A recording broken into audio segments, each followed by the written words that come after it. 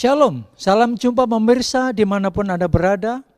Kita berjumpa dalam program Cahaya Natal, Kasih Natal Produksi TVRI Papua Barat, media pemersatu bangsa. Nah, tema yang akan saya sampaikan adalah tentang makna Natal bagi orang percaya. Sebelum itu mari kita berdoa bersama-sama. Bapa, di dalam nama Tuhan Yesus kami mengucap syukur buat kasih karunia-Mu, buat anugerah-Mu yang Kau nyatakan bagi setiap kami. Hari ini kami boleh mendengar kebenaran firman-Mu tentang makna kelahiran-Mu, supaya kami orang percaya mengerti dan memahami tentang makna Natal yang sesungguhnya, supaya kami tidak terjebak hanya sekedar euforia, hanya sekedar perayaan, tapi tidak mengerti makna Natal yang sesungguhnya. Oleh karena itu Tuhan, kami mau belajar sebagian dari firman-Mu, urapi setiap kami, jadikan kami telinga dan hati seorang murid. Urapi hamba-Mu yang tidak ada apa-apanya ini, hamba terbatas, tetapi Allah Roh Kudus Engkau tidak terbatas. Terpuji-pujilah nama-Mu, hanya di dalam nama Tuhan Yesus kami berdoa dan mengucap syukur. Haleluya, amin. Nah, pemirsa yang diberkati oleh Tuhan, kita percaya bahwa Yesus sudah lahir ke dunia ini, ya, dan Yesus juga sudah mati dan bangkit dan sekarang ada di surga. Nah, di bulan Desember ini di seluruh penjuru dunia mereka sedang bersuka cita. Kenapa? Karena mereka sedang merayakan tentang Natal. Nah, kalau kita belajar tentang Natal, ya, karena seringkali Natal identik dengan apa? Dengan perayaan.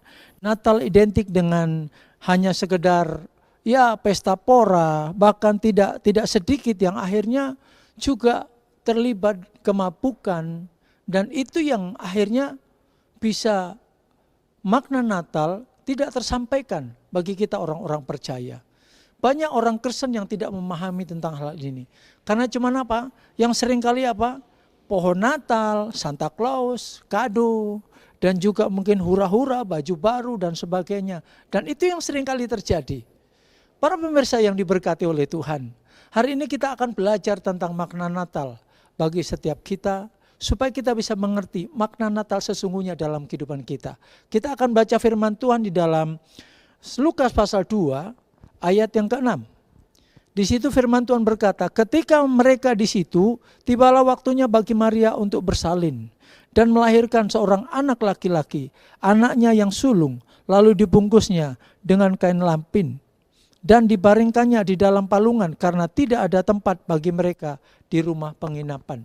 Nah, para pemirsa yang diberkati oleh Tuhan, kalau kita membaca firman Tuhan barusan ya, sungguh sangat ironis ya, kelahiran raja di atas segala raja, tetapi tidak ada tempat bagi mereka untuk meletakkan bayi Yesus. Nah, ini yang saya kalau berpikir begini, ya kenapa Tuhan sampai lahir di tempat yang sangat hina? Ya, apakah tidak ada yang tempat bagus? Apakah tidak ada tempat yang mewah begitu? Ini sebenarnya ada makna yang tersendiri. Kenapa Yesus harus lahir di kandang? Kenapa Yesus harus diletakkan di palungan? Jadi ini sesuatu yang memang sudah Tuhan Bapa rencanakan untuk kelahiran anaknya yang tunggal, yaitu Yesus Kristus. Pemirsa yang diberkati oleh Tuhan, kita akan belajar beberapa hal tentang apa sih makna Natal dalam kehidupan kita sebagai orang percaya. Kalau kita belajar tentang sejarah ya kelahiran Yesus pada waktu Yesus lahir di Bethlehem, ya, di Bethlehem, di situ kita melihat bahwa Yesus lahir di kandang yang hina, ya. Dan kalau kita melihat sebelum Yesus lahir, ada beberapa peristiwa yang kalau kita lihat kenapa masih terjadi. Karena begini Bapak Ibu, Saudara pemirsa yang diberkati oleh Tuhan. Waktu Maria menerima pesan dari Tuhan, dari malaikat, ya. Waktu Maria menerima pesan tentang kelahiran Yesus, Maria sendiri juga sempat mempertanyakan, bagaimana mungkin hal ini bisa terjadi? Aku belum bersuami. Tetapi malaikat Tuhan berkata begini, Roh Kudus yang turun ke atas kamu dan kuasa Allah yang maha tinggi akan menaungi engkau. Nah, dari situ kuasa Tuhan ada dalam kehidupan Maria. Tetapi setelah peristiwa ini juga menjadi pertanyaan bagi Maria tersendiri. Ketika nanti dia mengandung, apakah ada nanti kira-kira apa kata orang? Karena pada waktu itu Maria juga belum menikah, masih bertunangan dengan Yusuf. Nah sementara bertunangan mereka pun masih belum boleh bersama-sama karena posisinya masih bertunangan. Nah kemudian setelah Maria mengandung beberapa waktu lamanya, di situ Maria mengalami masalah-masalah tentunya, persoalan-persoalan. Kenapa? Karena ketika Maria mengandung, ada pertanyaan, ada banyak pertanyaan. Ada banyak orang-orang mulai mempertanyakan, kok bisa Maria mengandung? Sementara dia belum menikah, sementara dia masih bertunangan, sementara dia tidak ada suami, belum bersama-sama dengan suami. Bagaimana mungkin? Dan itu yang menjadi masalah besar. Ini adalah sejarah pada waktu Yesus mau lahir ke dalam dunia. Jadi Bapak Ibu yang diberkati oleh Tuhan, ketika Yesus hendak lahir ke dunia, begitu banyak masalah yang dihadapi oleh Maria dan Yusuf. Bahkan mereka harus berjalan dari Nazaret ke Bethlehem. Kenapa? Karena Alkitab menubuatkan bahwa Yesus itu lahir di Bethlehem. Dan dari Nazaret ke Bethlehem mereka berjalan begitu jauh. Kalau mungkin sekarang dengan kendaraan mungkin bisa ditempuh dalam waktu berjam. Ya mungkin dalam waktu beberapa jam. Tetapi kalau zaman dulu hanya onta atau keledai yang mereka punya, sehingga apa? Perjalanan mereka bisa makan waktu berbulan-bulan, dan itu tidak mudah. Dan itu sejarah mencatat bagaimana Yesus lahir.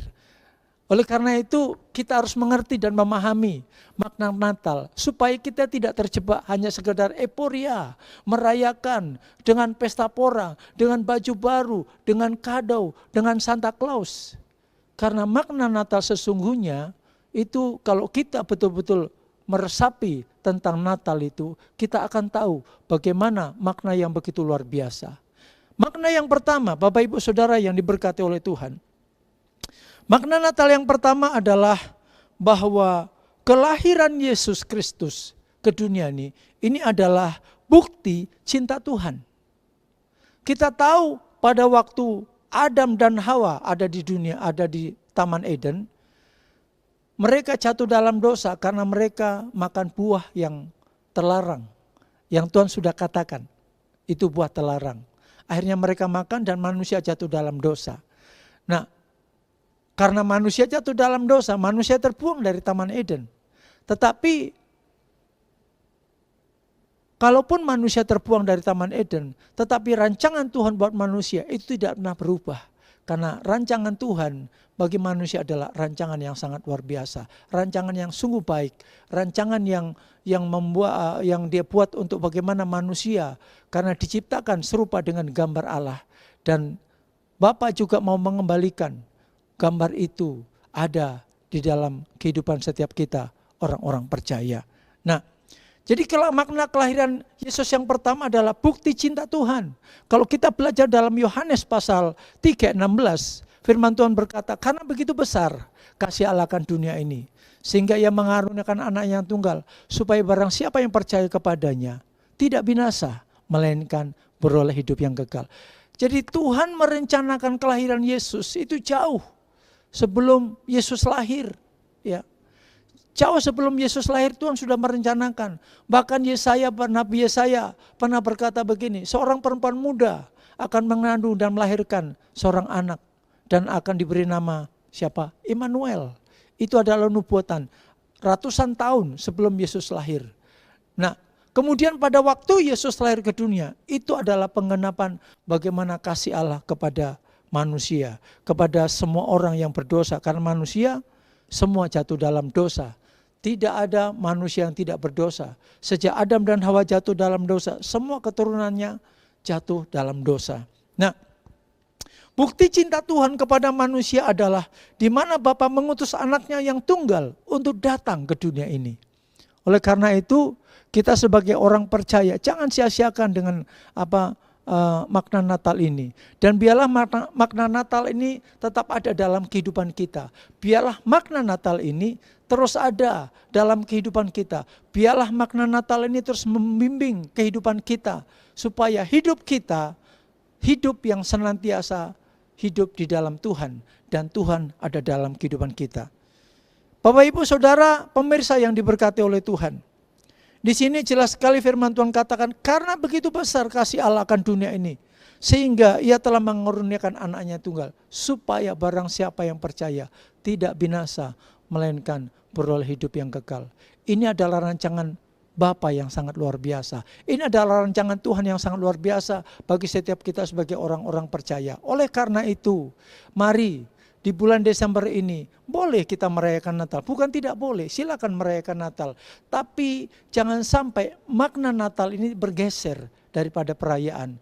Di mana kita hanya fokus perayaan, hura-hura, kado, kemudian juga ada yang dengan pakai petasan dan segala macam.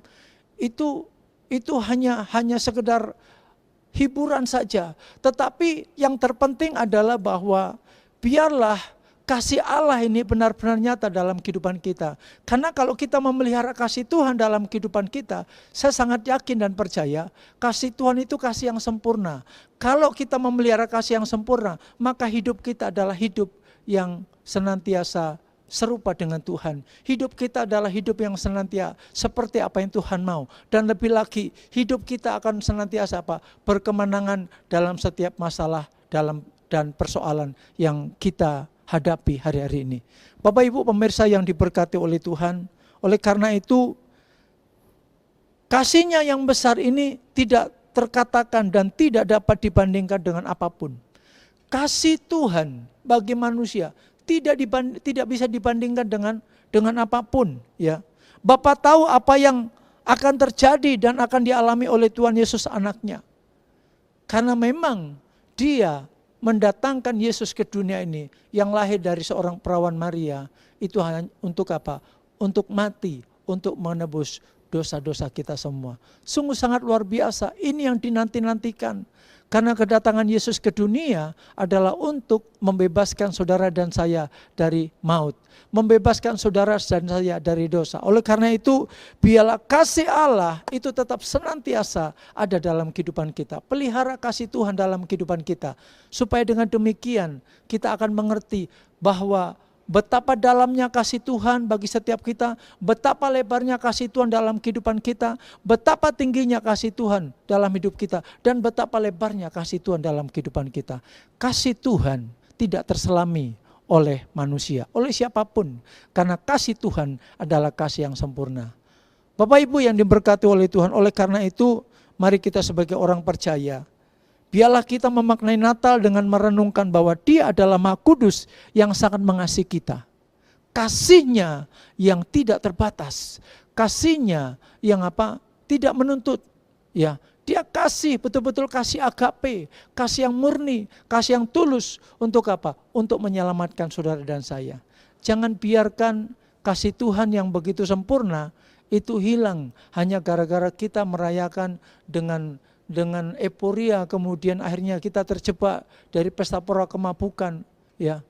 Kalau kita sampai terjebak dalam pesta pora kemabukan, apa makna Natal buat kita? Kita tidak akan mengalami apa-apa. Karena sesungguhnya kalau kita sungguh-sungguh hidup di dalam Dia melalui kasih Allah yang sudah Tuhan nyatakan dalam hidup kita, saya yakin dan percaya saudara dan saya akan menjadi orang-orang yang luar biasa. Saudara dan saya akan menjadi orang-orang yang berkemenangan. Saudara dan saya akan menjadi orang-orang yang dikatakan firman Tuhan ahli waris. Sehingga kita pun juga akan memberitakan kepada orang-orang yang belum mengenal Dia bahwa kasih-Nya, kasih yang sempurna, kasih yang tidak terbatas bagi seluruh umat manusia. Bapak Ibu pemirsa yang diberkati oleh Tuhan. Yang kedua, makna Natal atau makna kelahiran Yesus yang kedua adalah bukti bahwa Tuhan adalah Tuhan yang rendah hati. Tadi saya katakan di awal bahwa kelahiran Yesus itu bukan di tempat yang terhormat. Ya, bukan di hotel, bukan di rumah sakit. Ya, kalau zaman dulu di tempat-tempat rumah tabib yang mewah gitu atau dikatakan VVIP, tidak. Tetapi kelahiran Yesus itu di kandang domba, tempat yang sangat hina kalau kita nilai dari sekarang ini, tempat yang sangat hina sekali. Tapi sebenarnya ini adalah Jadi ini adalah bukti bahwa Tuhan adalah Tuhan yang rendah hati. Ya. Filipi 2 ayat 6-9 berkata demikian. Tuhan Yesus pernah berkata bahwa pikulah kuk yang kupasang dan belajarlah padaku, karena aku lemah lembut dan rendah hati, dan jiwamu akan mendapat ketenangan. Nah, di situ bahwa kita melihat di situ dikatakan pikulah kuk yang kupasang dan belajarlah kepadaku, karena aku lemah lembut dan rendah hati. Tuhan kita adalah Tuhan yang lemah lembut. Tuhan kita adalah Tuhan yang rendah hati. Oleh karena itu, ini mengingatkan bagi setiap kita bahwa Tuhan mau saudara dan saya sebagai orang percaya, kita menjadi orang-orang yang rendah hati. Tuhan mau kita menjadi orang-orang yang rendah hati. Kenapa Tuhan sangat menginginkan saudara dan saya itu rendah hati? Karena begini Bapak Ibu Saudara pemirsa yang diberkati oleh Tuhan. Alkitab mencatat bahwa dosa kesombongan itu dosa yang sangat sulit diampuni saudara. Kenapa? Ya namanya sombong. Kita tahu Lucifer yang dulunya adalah pemimpin puji-pujian di surga. Tetapi karena dosa kesombongan dia jatuh ke bumi. Dan Tuhan sendiri sangat membenci dosa kesombongan, dosa congkak. Dan kalau kita melihat zaman Tuhan Yesus sendiri, banyak orang-orang Farisi yang sombong pada waktu. Dan ketika mereka berjumpa dengan Yesus, Yesus dengan terus terang menegur mereka. Terkutuklah. Yesus dengan terus terang berbicara kepada mereka. Kenapa? Karena mereka orang-orang yang sombong. Mereka tidak mau rendah hati. Oleh karena itu Bapak Ibu yang diberkati oleh Tuhan, Tuhan sangat benci kepada orang yang sombong. Tuhan sangat benci kepada orang yang meninggikan diri dan ingin menguasai segalanya. Itu adalah sifat, bukan sifat Tuhan, tapi sifat kuasa kegelapan.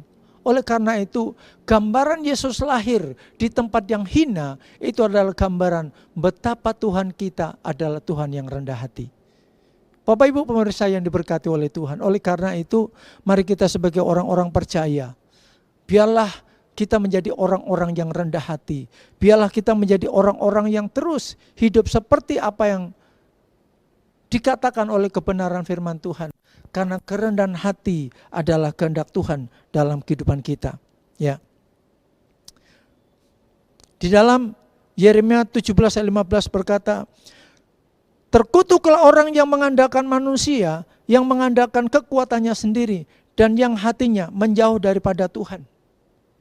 Firman Tuhan dengan jelas, terkutuklah orang yang mengandalkan manusia, yang mengandalkan kekuatannya sendiri.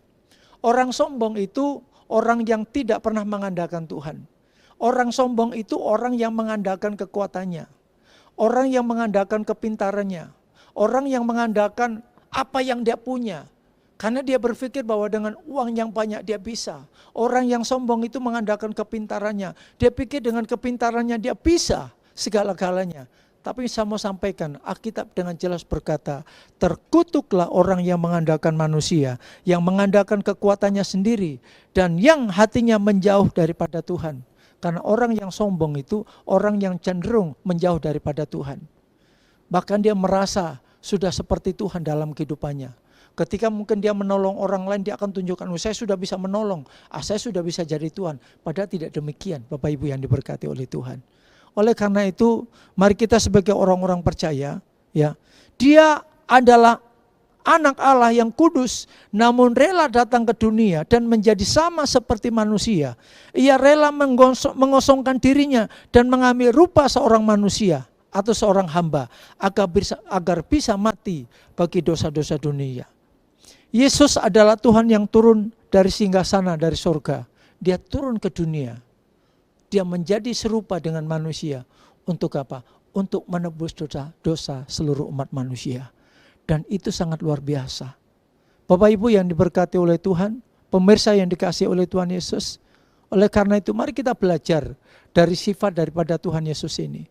Karena sifat dari Tuhan Yesus ini adalah rendah hati. Sifat dari Tuhan Yesus ini adalah tidak sombong. Dan itu yang dikehendaki oleh Tuhan dalam kehidupan kita sebagai orang-orang percaya. Melalui momen Natal ini, mari mungkin Bapak Ibu, siapa pendengar sekalian, merasa, oh saya orang yang diberkati. Ya, kita diberkati untuk memberkati. Kita diberkati bukan hanya untuk diri kita. Kita diberkati terus kita mau pamerkan kepada orang-orang, wah saya ini orang yang diberkati, orang diberkati. Tapi akhirnya kita lupa bahwa ini hanya kasih karunia saja dari Tuhan. Sehingga apa? Kita mulai terjebak ke dalam dosa kesombongan. Oleh karena itu melalui momen Natal ini, mari kita sebagai orang percaya, izinkan kerendahan hati yang daripada Tuhan itu juga hadir dalam kehidupan kita. Kelahiran Yesus ke dunia ini adalah mewujudkan kerendahan hatian Allah. Dan juga kerendahan hatian Tuhan itu betul-betul nyata dalam kehidupan setiap kita. Sehingga dalam kehidupan kita, hidup kita adalah hidup yang menyenangkan hati Tuhan. Melalui apa? Kerendahan hati. Bapak Ibu pemirsa yang diberkati oleh Tuhan. Oleh karena itu, mari kita sebagai orang percaya, jangan biarkan kesombongan ini melekat dalam kehidupan kita. Tuhan hadir ke dunia ini untuk menyatakan kerendahan hati bagi semua umat manusia. Dan hari ini kalau kita merayakan Natal dengan rendah hati, saya yakin dan percaya itu memiliki makna yang sungguh luar biasa dalam kehidupan kita. Itu sungguh sangat berarti daripada pesta-pesta, daripada kado, daripada sekedar kado yang ya dari manusia, dari mungkin orang tua, dari mana begitu. Hanya sekedar kado, itu tidak ada maknanya. Kalau cuman kita merayakan hanya sekedar kado-kado, hanya sekedar perayaan pesta pora kemudian minum-minum, itu tidak akan bermakna. Tetapi kalau kita menaruh kerendahan hati Tuhan dalam kehidupan kita dan kita menjadi orang-orang yang rendah hati. Wow, begitu luar biasanya saudara. Dan itu yang diingini Tuhan dalam kehidupan kita. Yang ketiga, Bapak Ibu yang diberkati oleh Tuhan, pemirsa yang diberkati oleh Tuhan Yesus. Makna Natal yang ketiga atau makna kelahiran Yesus adalah bukti pengenapan janjinya. Kita perlu paham bahwa sebelum Yesus lahir ke dunia, itu sudah dijanjikan jauh-jauh hari. Bahkan pada waktu dunia, pada waktu manusia di Taman Eden dan manusia jatuh dalam dosa, itu Tuhan sudah merencanakan. Ketika manusia jatuh dalam dosa, Tuhan sudah merencanakan untuk apa? Penyelamatan umat manusia. Dan melewat kelahiran Yesus inilah rencana Tuhan tergenapi. Jadi Yesaya 7:14 seperti di situ dikatakan ya, Yesaya 7:14 bahwa seorang perempuan muda akan mengandung ya, dan dia akan melahirkan seorang anak dan akan diberi nama Immanuel, artinya Tuhan beserta kita. Nah, dalam Yesaya 7:14 ini ya merupakan janji Tuhan bagi setiap umat manusia. Dan itu tergenapi ketika Yesus lahir ke dunia ini. Itu tergenapi ketika Yesus lahir di Bethlehem. Itu tergenapi ketika Yesus menjadi manusia. Bapak Ibu yang diberkati oleh Tuhan, ini punya makna tersendiri bagi setiap kita, orang-orang percaya. Tentang janji Tuhan bagi setiap kita, itu kalau Tuhan berjanji, itu tidak mungkin tidak ditepati. Kelahirannya, kedatangannya ke dunia aja tergenapi, apalagi janji-janji yang lain dalam kehidupan kita. Kalau hari-hari ini mungkin kita sedang berdoa, kita bergumul akan janji-janji Tuhan yang Tuhan sampaikan dalam kehidupan kita, dan mungkin sudah Tuhan sampaikan dalam hati kita.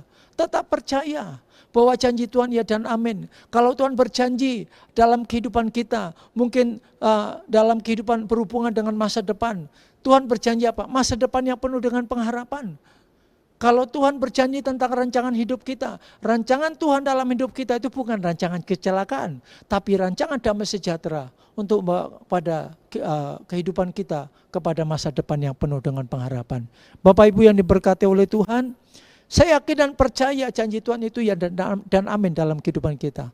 Apapun yang Tuhan janjikan dalam keluarga kita, untuk anak-anak kita, untuk masa depan kita, mungkin pekerjaan kita, mungkin hari ini ketika kita merayakan Natal, cukup sederhana, kita nggak punya apa-apa, tapi Tuhan janjikan damai sejahtera, Tuhan janjikan berkat. Imani, percayalah bahwa setiap janji yang Tuhan nyatakan, itu pasti tergenapi dalam kehidupan setiap kita. Itu adalah makna dari janji, bahwa apapun yang dijanjikan Tuhan bagi umat manusia selalu tergenapi. Walaupun kadang-kadang orang berkata, aduh janji Tuhan itu kok lama ya. Saya mau katakan begini, Tuhan itu ketika dia mengenapi janjinya, itu tidak pernah terlalu cepat. Tetapi Tuhan juga tidak pernah terlalu terlambat dalam mengenapi janjinya. Tepat pada waktunya. Oleh karena itu, kalau hari-hari ini kita sedang bergumul dengan janji Tuhan yang Tuhan nyatakan, ingat, kelahiran Yesus adalah pengenapan janjinya untuk datang ke dunia. Dan penggenapan janji yang Tuhan nyatakan bagi setiap kita masing-masing hari ini, itu pasti terjadi atas kehidupan kita. Bapak Ibu yang diberkati oleh Tuhan, saya yakin dan percaya bahwa semua merindukan janji Tuhan tergenapi dalam kehidupan kita. Dan itu memang janji Tuhan, itu pasti ya dan amin. Yang terpenting adalah percayai Tuhan dalam seluruh aspek kehidupan kita. Percayai Tuhan dengan segenap hatimu. Percayai Tuhan dengan seluruh aspek kehidupanmu. Jangan engkau bimbang, jangan engkau khawatir, tapi terus percayalah kepada Tuhan. Dan lakukanlah apa yang Tuhan perintahkan dalam kehidupan setiap kita. Bapak Ibu pemirsa yang diberkati oleh Tuhan. Yang terakhir, makna Natal yang terakhir, kelahiran Yesus adalah bahwa ketika Yesus lahir, itu berita tentang kabar keselamatan. Semua manusia membutuhkan keselamatan. Kenapa? Karena kalau tidak diselamatkan manusia akan masuk dalam dosa yang begitu dalam dan manusia akan masuk dalam api neraka. Ketika Yesus lahir, itu berita keselamatan diberitakan. Karena apa? Untuk itulah Yesus datang ke dunia. Yesus lahir untuk mati. Untuk apa? Supaya manusia tidak lagi jatuh dalam dosa. Manusia tidak lagi hidup dalam dosa. Tetapi dengan kabar keselamatan yang datang dari Tuhan. Dan Tuhan menyatakan kuasanya melalui kelahiran Yesus. Dan melalui kematiannya, keselamatan itu datang buat saudara dan saya. Kita bersyukur kalau hari ini kita diselamatkan oleh Tuhan melalui kematian Yesus Kristus. Itu sangat-sangat luar biasa. Oleh karena itu, mari sebagai orang percaya, Bapak Ibu yang diberkati oleh Tuhan, bahwa kedatangan Yesus ke dunia ini adalah untuk apa? Mengenai keselamatan yang sudah Dia janjikan bagi setiap orang-orang percaya. Makna Natal atau kelahiran Yesus yang sesungguhnya adalah mengenai kabar keselamatan yang sudah datang bagi dunia. Keselamatan yang dijanjikan. Jadi oleh karena itu, tetap percaya Yesus dalam kehidupan kita. Masalah apapun, persoalan apapun yang kita hadapi hari-hari ini, mari tetap hidup di dalam Tuhan, percayai Dia, karena keselamatannya sudah dinyatakan dalam kehidupan kita. Hiduplah seperti apa yang Dia katakan melalui kebenaran firman Tuhan. Lukas 2 ayat 10 berkata demikian. Lalu kata malaikat itu kepada mereka, jangan takut sebab sesungguhnya aku memberitakan kepadamu kesukaan besar untuk seluruh bangsa. Hari ini telah lahir bagimu juru selamat, yaitu Kristus Tuhan di kota Daud. Dan inilah tandanya bagimu, kamu akan menjumpai seorang bayi dibungkus dengan lampin dan terbaring di dalam palungan. Mengapa Natal merupakan kabar kesukaan besar? Ya, sebab seorang bayi telah lahir. Bagi yang lahir adalah bayi yang lahir ini adalah apa? Juru selamat manusia. Bayi yang lahir ini bukan bayi biasa, Bapak Ibu yang diberkati oleh Tuhan. Bayi yang lahir ini adalah apa? Juru selamat dunia. Semua umat manusia. Jadi dosa seluruh dunia ditanggung oleh Yesus. Oleh yang kudus. Oleh Tuhan sendiri. Karena hanya Yesuslah yang bisa menebus dosa umat manusia. Hanya Yesuslah yang bisa menebus dosa manusia. Yesuslah yang bisa menebus dosa seluruh dunia ini. Oleh karena itu, Bapak Ibu yang diberkati oleh Tuhan, kabar sukacita ini mari jangan hilang dari kehidupan kita. Biarlah kabar sukacita ini terus akan akan terus dibentangkan, bukan hanya buat saudara dan saya, tetapi lewat saudara dan saya juga kabar keselamatan harus diberitakan, supaya orang-orang yang belum mendengar keselamatan, mereka boleh diselamatkan. Ketika orang-orang yang belum mendengar tentang Yesus, mereka boleh mendengar tentang Juru Selamat itu, bahwa Juru Selamat itu sudah lahir ke dunia ini, Juru Selamat itu sudah mati di kayu salib, Juru Selamat itu sudah menyatakan keselamatannya bagi dunia ini. Dan biarlah mereka melihat keselamatan itu nyata bagi seluruh dunia ini. Puji nama Tuhan. Biarlah firman Tuhan yang singkat ini tetap terus menguatkan dalam kehidupan kita, sehingga di dalam perayaan Natal ini bukan sekedar euforia saja, tetapi makna Natal betul-betul nyata dalam kehidupan kita. Kita menjadi orang yang sungguh-sungguh dalam Tuhan, Tuhan ada dalam kehidupan kita. Sehingga benar-benar makna Natal, Yesus lahir bagi dunia, Yesus lahir dalam kehidupan setiap kita. Yesus lahir bagi dunia, Yesus lahir di seluruh aspek kehidupan kita. Puji nama Tuhan, mari kita berdoa. Bapa, di dalam nama Tuhan Yesus kami ucap syukur buat kasih karunia-Mu. Karena kami sudah mendengar kebenaran firman-Mu Tuhan. Terima kasih buat kebenaran firman-Mu yang boleh kami dengar. Karena kami yakin dan percaya setiap firman yang keluar dari mulut Allah tidak akan pernah pulang dengan sia-sia. Tidak akan pernah pergi dengan sia-sia. Tetapi firman Tuhan itu akan bekerja seperti apa yang menjadi kehendak Allah untuk seluruh umat manusia. Tuhan Yesus, terima kasih Engkau sudah lahir ke dunia ini. Engkau sudah menyatakan keselamatan bagi setiap kami Tuhan. Dan biarlah keselamatan tetap tinggal dalam kehidupan setiap kami. Terpuji-pujilah nama-Mu. Hanya di dalam nama Tuhan Yesus kami berdoa dan mengucap syukur. Haleluya.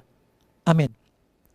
Bapak Ibu yang diberkati oleh Tuhan, kami Gereja Bethany Grace and Glory juga mengucapkan Selamat Natal 25 Desember tahun 2024 dan menyongsong tahun baru 1 Januari tahun 2025. Dan biarlah dengan Natal ini sukacita Tuhan, anugerah Tuhan semakin dinyatakan dan kebaikan Tuhan akan semakin dinyatakan dalam kehidupan kita. Terpujilah. Haleluya. Amin.